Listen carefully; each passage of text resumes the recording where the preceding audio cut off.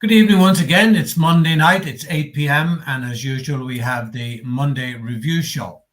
Thank you all for looking and listening in. If you'd like to make a comment on the show or you'd like to ask Keith or I a question or make a comment about something that has happened over the weekend or in previous weekends, you're more than welcome to do so. There's a little thing down on the right-hand side of your screen and you can make comments there.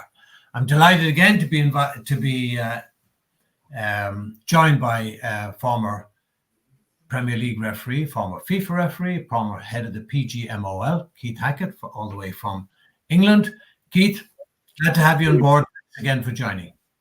Pleasure. A quiet weekend. Sarcasm is not lost there, Keith. No. I was thinking on Friday about I think ahead about the upcoming show, what we're going to talk about. And I thought, oh God, there's not much happening now. What are we going to do? And then suddenly on the weekend, Saturday and Sunday, literally all hell breaks loose. Yeah. And undoubtedly the game of the weekend was the Man City Arsenal game. And it was such a tetchy affair, petty affair, cynical things going on. I mean, we could spend a program and a half just talking about that one particular game. Yes. Where shall we start? Well, I think the first bit is in 5 seconds, you have two players coming together. Now, Keith, just on that, isn't that totally hypocritical and a total nonsense of the players lining up, shaking hands with each other, shaking hands with the referee, and seconds later, there's a coming together. I mean, honestly, and I've said this before, and I'll really say it again. If I was in charge of the referees, there's no way I would allow the players to shake hands with my officials. Let them shake hands with themselves if they want to, but it's the height of hypocrisy. Yeah. Why are they doing it?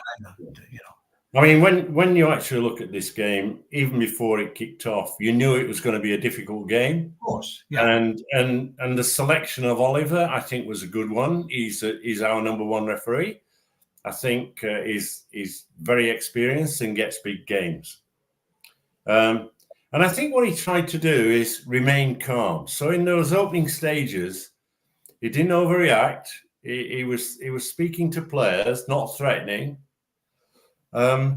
He then was faced with a free kick near the halfway line, and Doku part runs away with the ball and then turns and kicks it parallel to the touchline, away from where the free kick had taken place, and he kicked it some distance. And if we look at last week, we had Rice, in my opinion, wrongly dismissed on a second yellow for allegedly tapping the ball away. This was a 10-yard, if you like, not boot, but certainly you could determine he's delaying the restart or he's time wasting. That scenario then throws up the old question of behaviour on the field of play. I do generally think that the PGMOL, the Premier League, the FA, the LMA, the league managers, and the PFA that represents the players, I think they need to have a meeting in the next few days, because I think the image of the game is being tarnished. And whilst we all recognise that refereeing can be difficult, this was difficult. Now, we then see, and I'm really jumping about here, not in necessarily the order of play. Okay. The next big decision came when Michael Oliver correctly awarded a free kick to Arsenal. And at that point, he decided to call both captains over, I think, to give them a very clear warning about the behaviour of players and the game generally. And he then forgot basic refereeing, because the first thing you do as a referee is you must manage the ball. That is, where did the free kick take place? Mentally make a point of knowing where it is. In your pre-match instructions, you say to your colleagues, if that ball is moved from where it should be, or it's not in the position where it should be, tell me. If I've got to buzz a flag and no communication, buzz. They didn't do that. So Michael's spoken to Kyle Walker of Manchester City. Walker starts to go away. He didn't sprint, but then he doesn't have to. And at this point, I think genuinely, Oliver needs to not allow play to restart until that player is back in his position. But of course, Arsenal don't wait. And as a result, Walker is out of position. However you look at it, he's out of position, can't recover or make a challenge on that player. Goal. And it looked poor. And this was basic refereeing that Michael Oliver, senior referee, should not have get caught in that trap. He should not have been into that area of criticism that said it didn't look right. As a general rule, then, we do, when I say we, referees, we do allow players to take quick free kicks. But in this instance, he had been talking to Kyle Walker, and therefore he should have allowed him a little bit of time to get back. I don't think if you decide as a referee that you're going to talk to a player, either to warn or, as it's the captains in this situation, to perhaps call for improved behaviour. I want an improvement in the behaviour, however that is. At that point, you don't allow a quick free kick. Yeah. And this also applies in and around a penalty area, you know, with a direct free kick. Once you've positioned that ball, at that point, they can't have a quick free kick because you're managing the wall and you've now got a set piece. If you've given a free kick, you've blown the whistle, and you're moving towards the ball, and they take a quick free kick, that's allowable.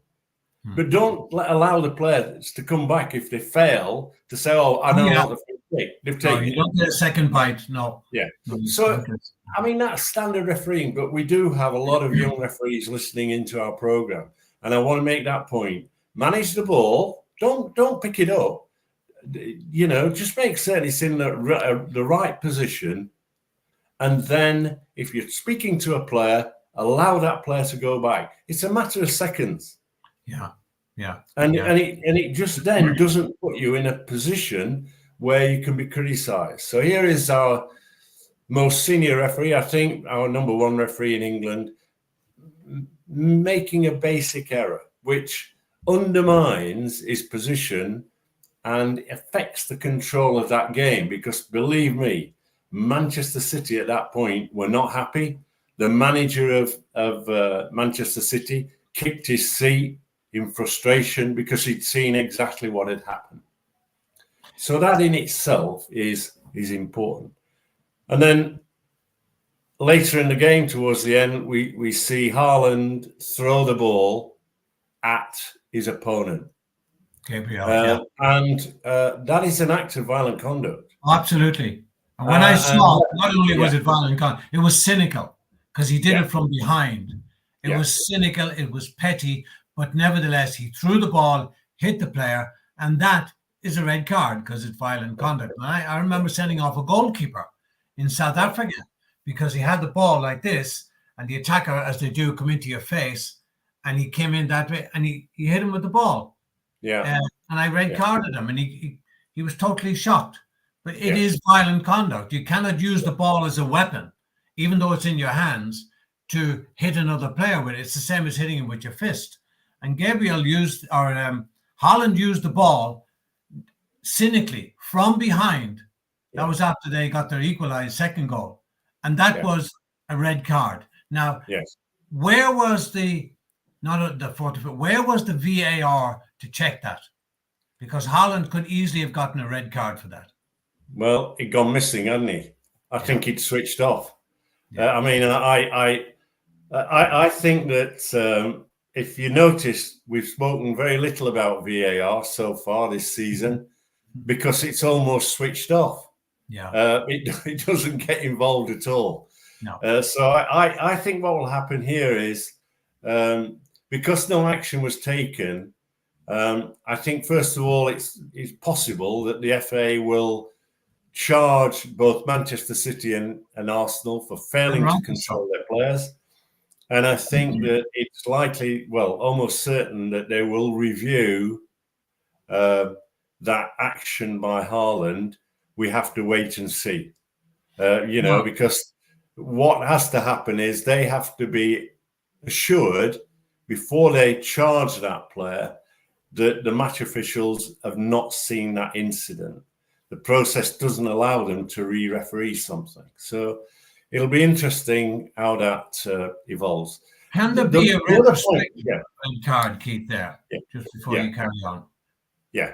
So they're likely to charge. The other point I want to mention here is this. I get really concerned about the social media side in relation to games, and in particular, this particular game and this referee. What a lot of people are saying is that his integrity is in question. And the reason behind this is because he went over to Saudi or the Middle East and officiated a game and allegedly got a £20,000 fee. And they're talking about the fact that the people who paid for Oliver and his colleagues to go are the owners of Manchester City. Now, and there's influence. Look, as referees and top referees allegedly in the world status, the English FA get invites for English referees to referee overseas games. For example, Darren England this year in the summer was out in Japan refereeing J-League games at the request, no doubt, of the J-League and the Japanese FA.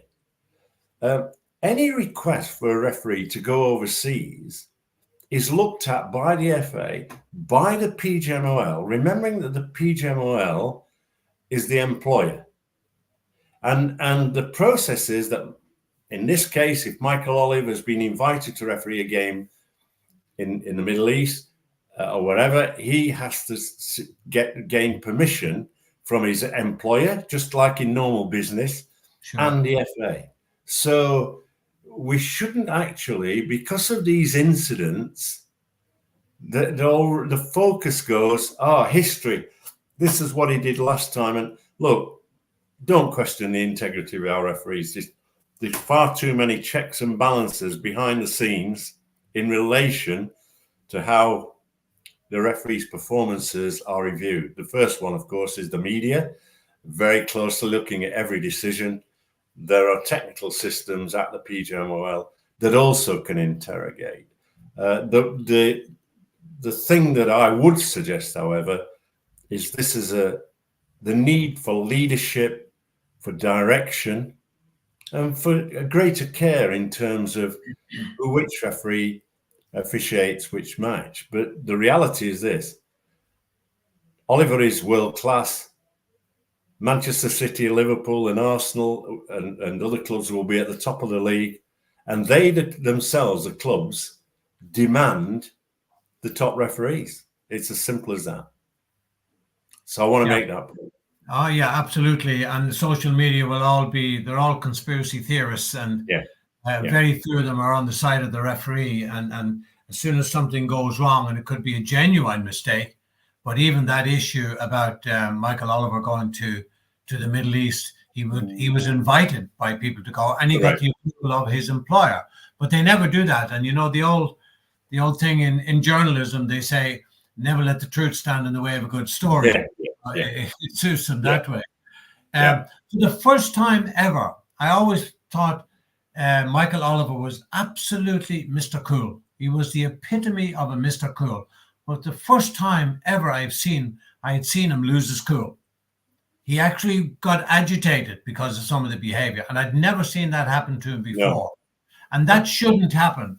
And that's, I think, instead of putting it on the referee, that's the level of intimidation that was coming from the players, trying to influence his decisions, bitching, moaning, complaining about anything and everything, to get an unfair advantage or get their opponents yellow carded or sent off.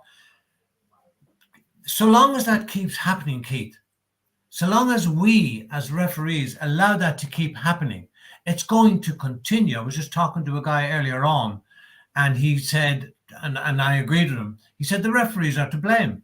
And he's 100% correct. We are to blame because we're allowing it to happen. We have the power. We are the custodians of the game. We need to do something about it, and we're not doing it. And the players can see that very clearly, and they're taking full advantage. We really need to. They really need to put their foot down and stamp out this kind of nonsense, because it's ridiculous. I think that this is very much about the Premier League, and I know it inside out. This is about leadership from Howard Webb. This is about his communications with team managers, with clubs. Many years ago, we had that similar sort of period within the game, players becoming difficult. And the chief executive at the time, Richard Scudamore, was concerned that the image of the game, which is broadcast around the world, was being tarnished. And he and his colleagues came up with a scheme of get on with the game, get on with each other, get on with the referee. And the clubs and the captains of the teams all signed a very clear mandate.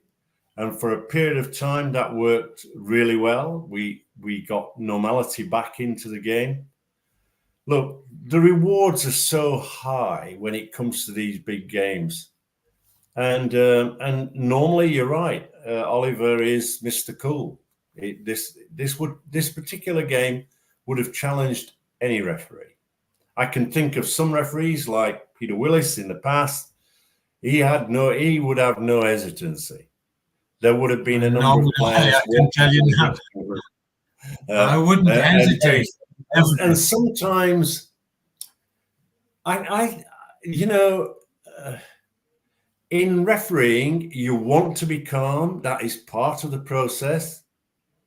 But there are also times when you need to see your anger. And you know that there's no better example of that than Pierluigi Collina. Because at times, a very cool and very competent referee would in effect not lose his cool, but physically look as though he'd lost his cool because he looked angry. And it was almost like, if you don't, you're going. So there were very clear from a line drawn in the sand saying, don't go beyond it, because if you do, you're walking to the dressing room. Yeah. And that's a difficult equation when we see incidents, but we're seeing too many. I mean, look, let us perhaps just review that Brighton game, with Rob Jones. I watched this game and I thought Rob Jones was officiating really well. He moves around the field. He's very clear.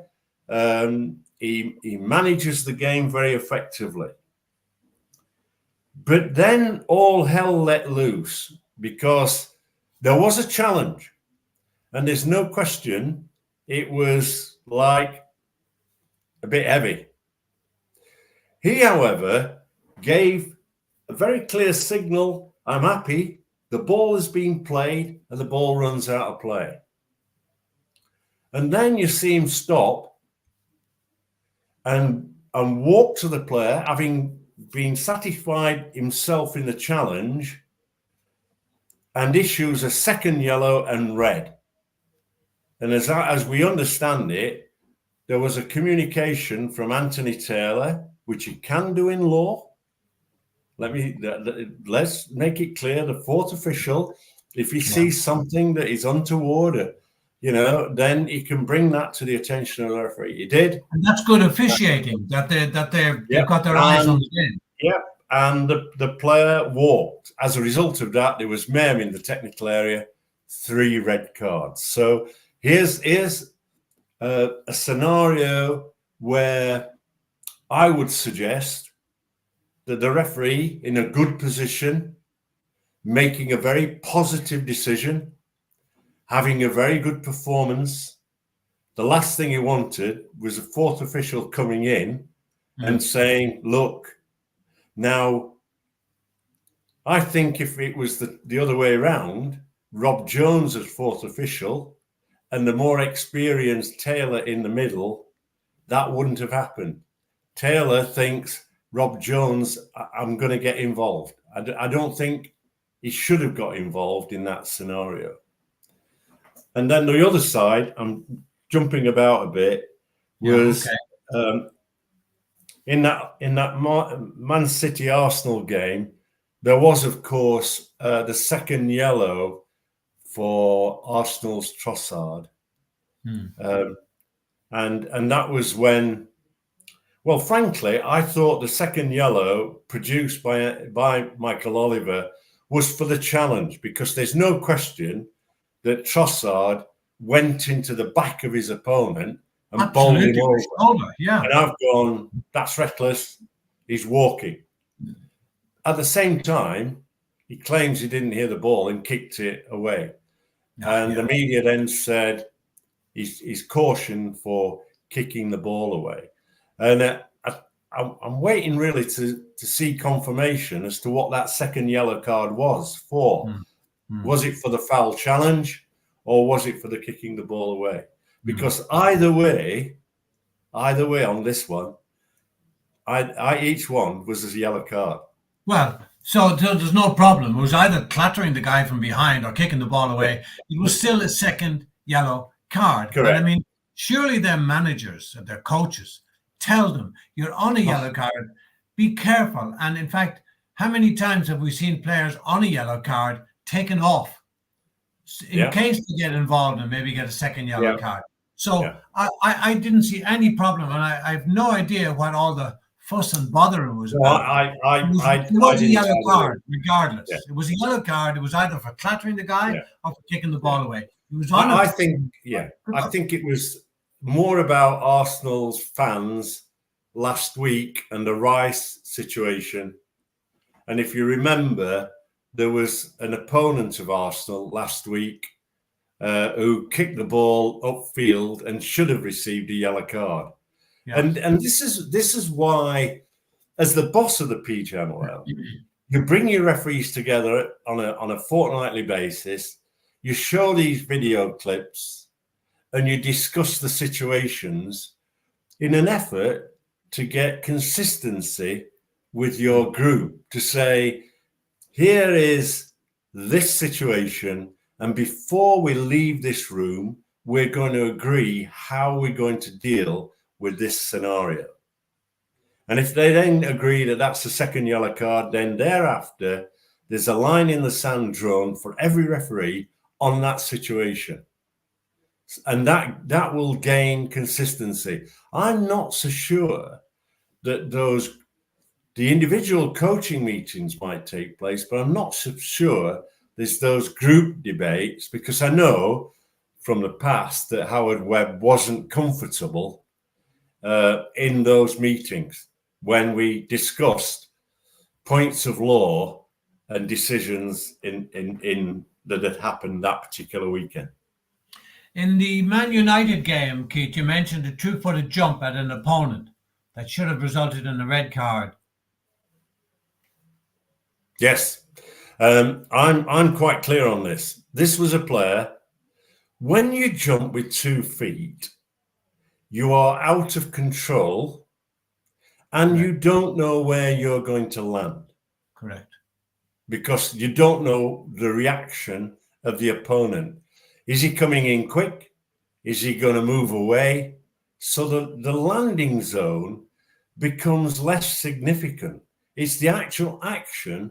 When you've got a player that's off the ground, both feet, He cannot stop and he cannot change direction. And therefore, I think the majority of the playing side of football has no hesitancy in stating this is a red card offence. And I'm suggesting that this is an offence that endangers the safety of an opponent, and that player should have been sent off. What I'm hearing is that the review panel that sits today to review incidents of that nature have also agreed that that should be a red card. So there's no hesitancy about what is a reckless challenge that endangers the safety of an opponent with excessive force. Now, can that red card be retrospectively applied or not? I think there's generally a reluctance within FIFA in their directions to FAs as to, and the IFAB, with regard to re-refereeing games. Because they can rescind the red card. Yes. If they can rescind the red card, why can't they apply a red card? It's very rare that they will upgrade from yellow to red. And what they do is they say this, that they do not review yellow cards in their process. And therefore, there's no appeal on a yellow card. But we have seen on the odd occasion an upgrade. It's rare in England that this takes place. It'll be interesting to see if on review the FA take any ongoing action. But generally, they'll side with the referee and not upgrade. But who knows? Let's wait and see. We have a lot to learn from rugby, Keith. When a guy gets a yellow card and the referee does this. Yeah. I mean, review. I watched Australia, New Zealand over the weekend, and the referees' communication, control, the actions of prevention, all that goes on, and you go, why can't we have that in soccer refereeing? It's a dynamic that adds to the game. I'm a non-rugby man. I don't understand the laws of the game, but when I'm watching a game, I'm fully understanding it. I'm being informed by the commentators and the people who are the ex-players. They come out and they're saying things, and I'm thinking, I'm really enjoying this game, which has a level of brutality, but it's all under total control of the match officials. Yeah. And in fairness, there might be the odd thing, but underlying it all is that line of honesty and the less cheating and respect for the match officials. Yeah. Whereas in the English game, we've got players who don't want to play the full 90 minutes. We've got arguments with the referee. We've got excuses of managers quoting referees as the excuse as to why they lost the game or didn't win it. And it's all getting a bit difficult. And that's why I think the Premier League really just need to say, look, come on. And if, look, there was a game I had at Old Trafford between Manchester United and Arsenal. I sent no one off because I thought if I sent one, I'd have to send 15. It was a real, it was.